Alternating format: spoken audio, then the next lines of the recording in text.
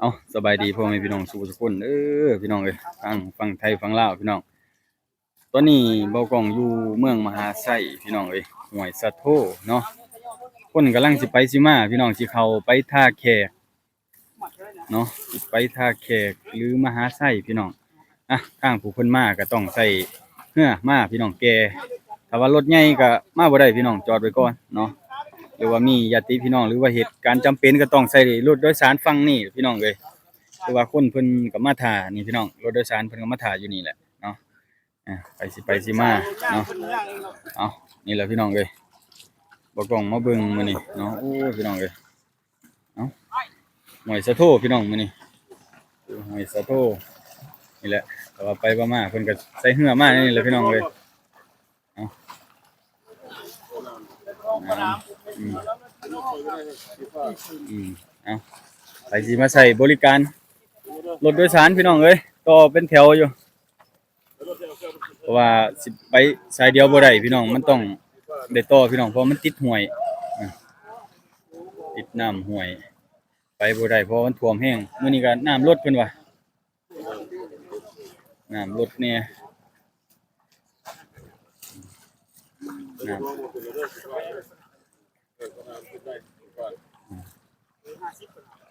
น้ำลดแน่เพิ่นว่ารถไฟแล้วออกก่อนนะ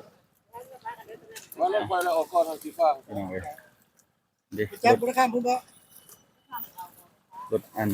ไปรถมาพี่น้องเอ้ยแต่ว่ารถส่วนตัวมาก็ต้องที่ติดพี่น้องไปต่อบ่ได้อีหลีเนาะ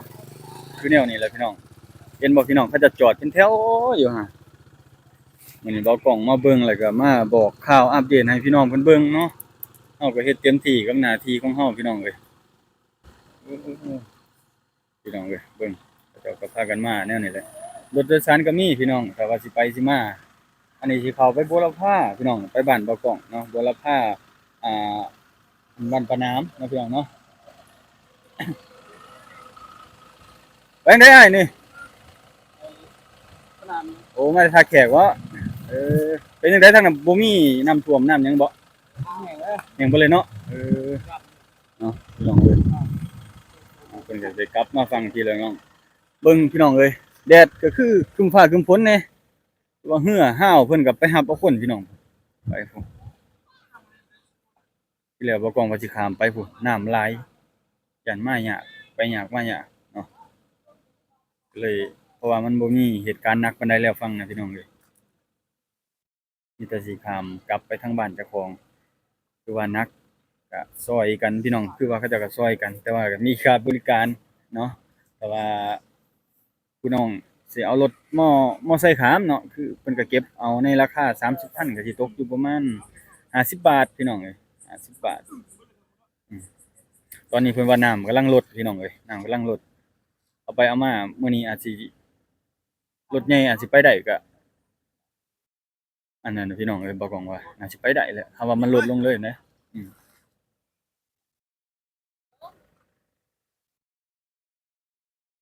มื้อนี้บ่กล้องก็มากับเมียพี่น้องเอ้ยพาเมียไปว่ายังเทื่อว่าสิไปหาพี่น้องว่าพาสนุยไปแต่มันไปบ่ได้พี่น้องเอ้ยเอ้าเขาเจ้าก็พากันข้ามมาพี่น้องเอ้ยกำลังข้ามมาฝั่งพุ่นทางผู้เขาเจ้าย่างมาพี่น้องเบิ่งอะอาโอ้ตายๆเบิ่งพี่น้องเอ้ยติดแท้งพี่น้องห้วยสะโธอ้าวมารถเพิ่นก็ได้เพิ่นสิไปจั่งใดพี่น้องเอ้ยเพิ่นน่าสิมารับเอาพี่น้องเนาะเพราะว่าไปบ่ได้แล้วพี่น้องเอ้ยมีแต่เขาเจ้ามาแต่ฝั่งพุ่นล่ะพี่น้องเอ้ยใช้รถไถใหญ่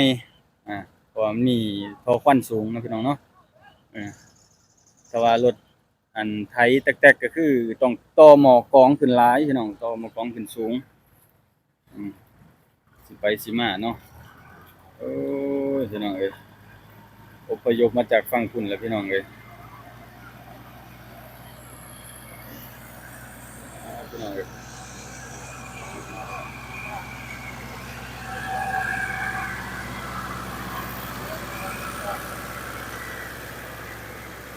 ขี่รถไถมาพี่น้องเอ้ยแล้วก็มีรถโดยสารมารับฝั่งนี้หรือว่ารถพี่น้องเพิ่นมารับฝั่งนี้พี่น้องเอ้ยโอ้ยเนาะโอ้ทางผู้บุกบืนมาขนาดพี่น้องเอ้ยเกี่ยกันก็มีอุ้มกันมาก็มีอ้าว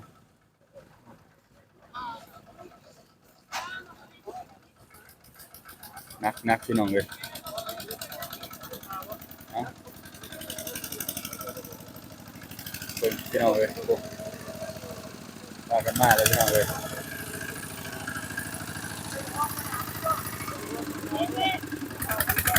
ใส่รถไถมาพี่น้องเอ้ยรถไถมาแล้วก็เอาลงนี้พี่น้องลงนี้เพราะว่ามีรถญาติพี่น้องเจ้าของมารับก็นี่พี่น้องนี่ไปแบบนั้นเนาะหรือว่าใส่รถโดยสารเนาะโอ้ยพี่น้องเบิ่งพู้เกี่ยกันมีเกี่ยกันมาก็มีเนาะโอ้เล่นน้ำเล่นในมาพอดีพี่น้องเอ้ยเพื่อฮอดเฮือนใกล้บ้านเจ้าของเนาะสิข้ามไปข้ามมาจับจ่ายซื้อสอยฝั่งนั้นพี่น้องเพราะว่ามีตลาดบ่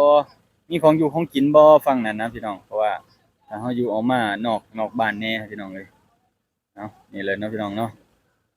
เพราะว่าใส่รถใส่เรือพี่น้องเอ้ยโอ้ยเอ้ยล่มเลยพี่น้องเอ้ย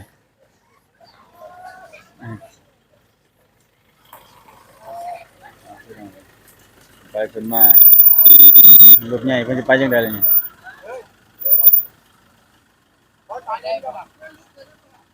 อ้าวโอ้ลุยเลยผู้สาวมาแต่ฟังผู้พี่น้องเอ้ยเนาะ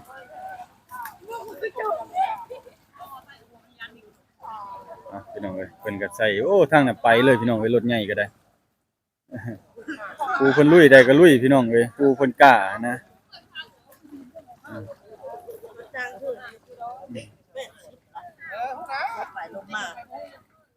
80บ่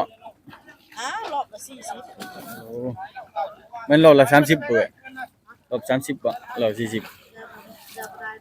อืมพี่น้องเอ้ย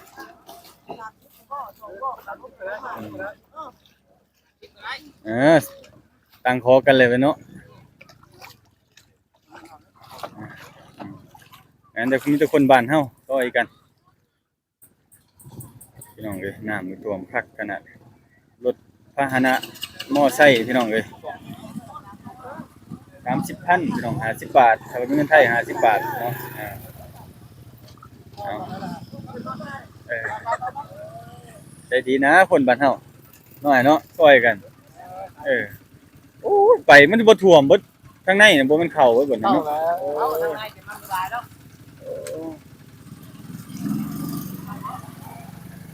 พี่น้องเอ้ยคนไปคนมาก็มีพี่น้องเอ้ยไผ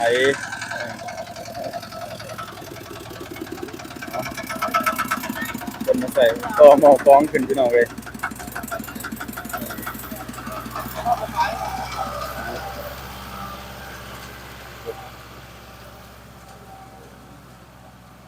บ่ได้ม่วนเล่นน้ำเลยพี่น้องเอ้ย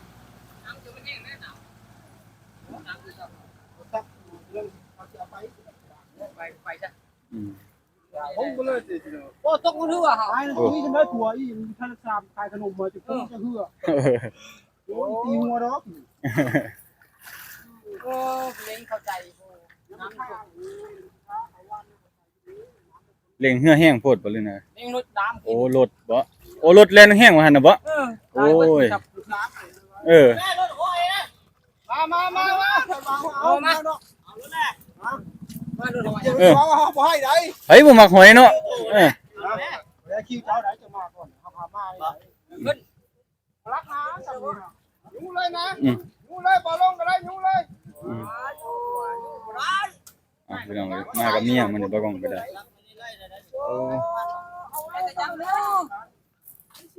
แจนนึงเป็นไรปูจะมีได้ปูนี่โอ้ตายตายเลย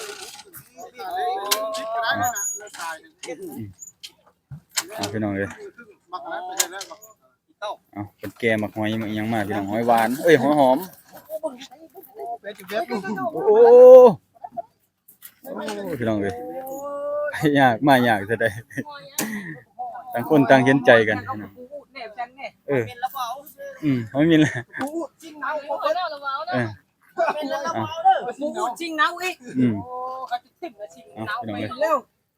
เว้นเลิกทิ้งเลย รถโดยสาร โดนบ่ละนี่ ไปพี่น้องเอ้ยบ่กล้องก็สิได้กลับเลยมาอัปเดตให้พ่อแม่พี่น้องเพิ่นเบิ่ง